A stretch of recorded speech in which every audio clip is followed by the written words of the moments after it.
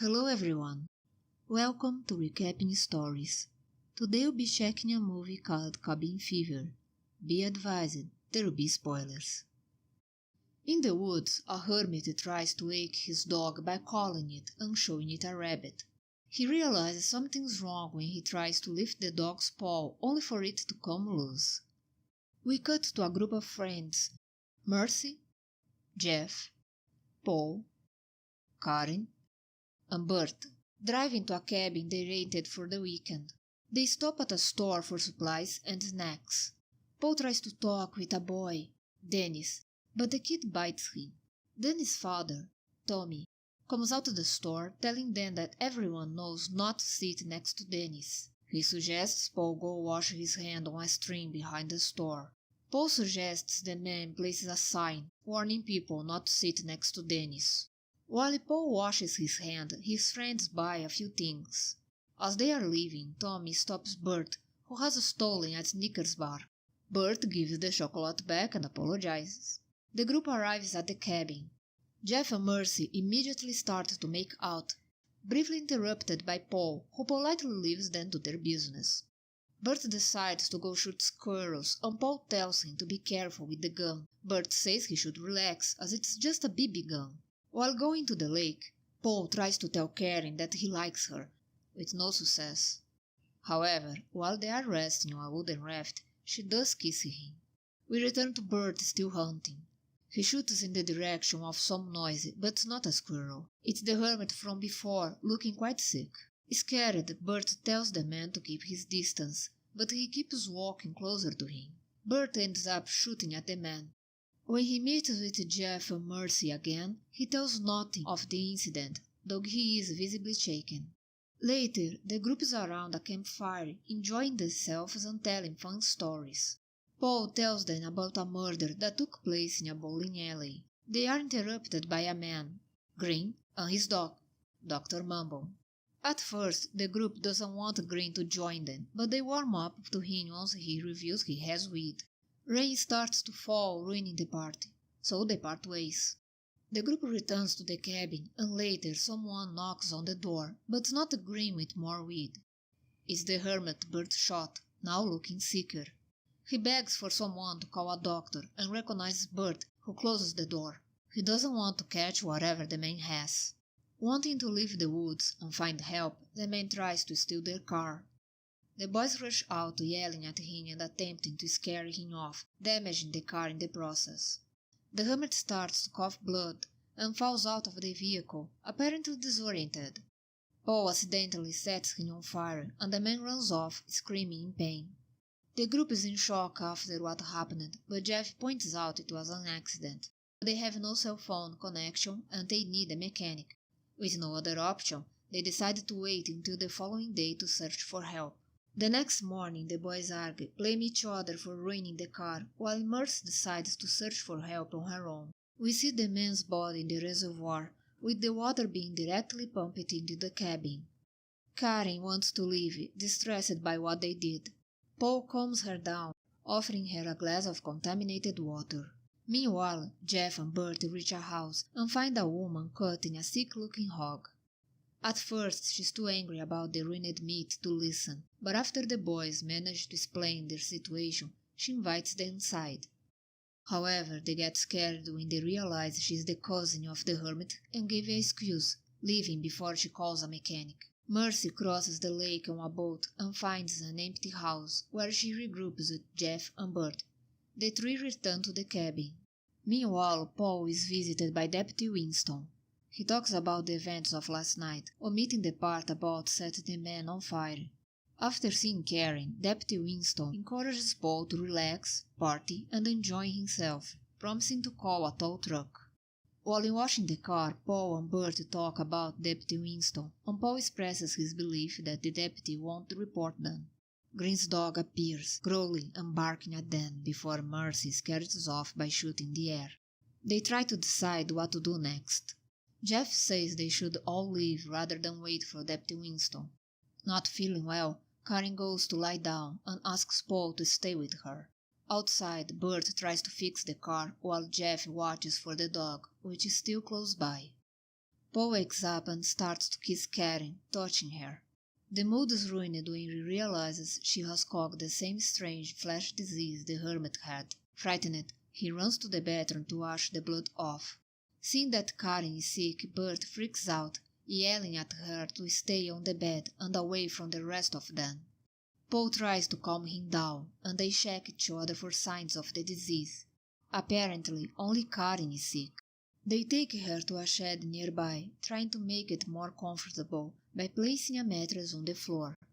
She is understandably unhappy about the situation, telling them she is going to die there. The others try to reassure her, saying it will be just for a short while.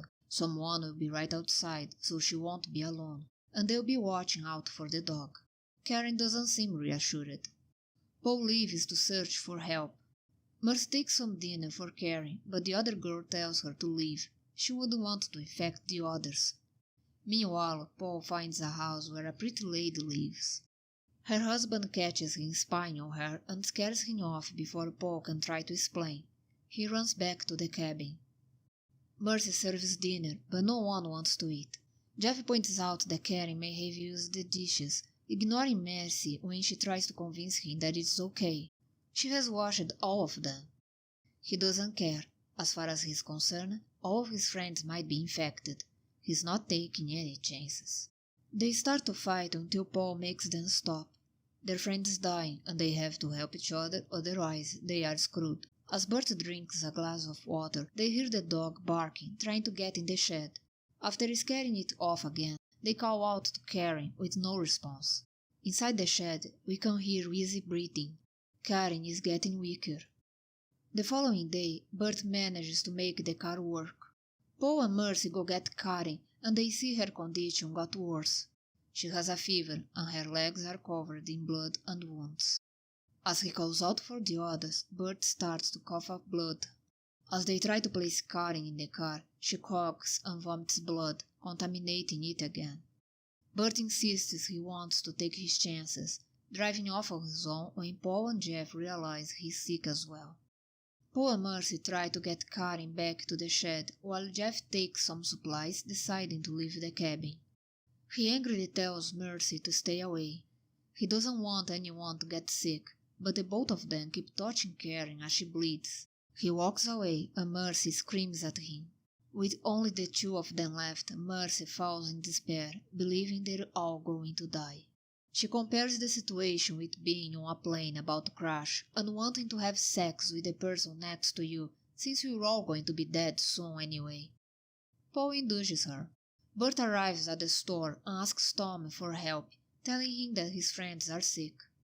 When Tommy goes to call for help, Dan starts to scream pancakes and Kung Fu jumps at Bert, then bites his hand. However, Dennis feels that there's something wrong with the taste. Tommy gets angry at Bert for infecting his son, prompting him to run away. Tommy calls a friend, Fenster, telling him that there's some diseased kids at a cabin and they have to fix this problem. Back with Paul and Mercy, she points out that he did a number on her back during their love-making, but neither thinks much of it. He tells her he's going to search for Jeff, and then they're leaving for good. On the road, Tommy and his friends chase Bert, trying to shoot his tires.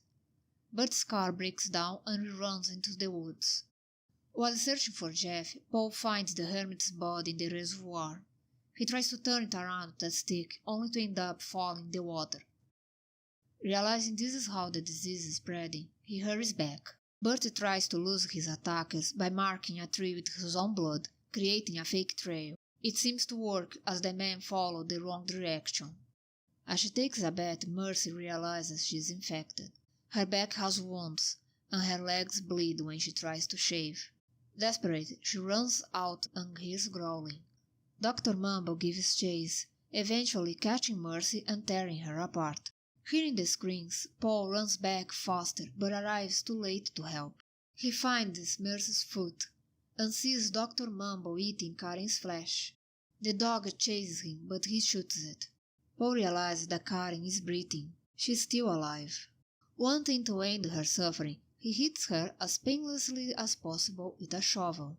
When he's about to leave the cabin, Bert gets back and warns him about the man chasing him. Tommy and the others arrive. One of them opens the door and shoots Bert. Paul immediately hits him and kills the three men. He runs through the woods screaming at Jeff to not drink the water, hoping he'll listen. We briefly cut to Jeff as he drinks his beer. Paul enters a cave searching for Jeff, but finds Green's corpse instead. He roams around, eventually finding the truck that belonged to the man from the store. While driving, he realizes he's also infected before hitting a deer. The animal gets stuck in the glass and he has to shoot it off. As he tries to continue his way on foot, Paul stumbles across some people drinking, including Deputy Winston, then confronts him for not sending the truck to help.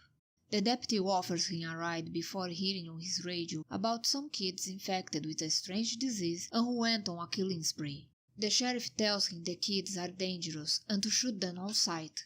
One of the guys with Deputy Winston tries to hit Paul with his acoustic guitar, but hits his friend instead, making him swallow a harmonica. Paul holds one of them down and starts coughing blood. The others leave in fear. Deputy Winston is furious at Paul for ruining the party.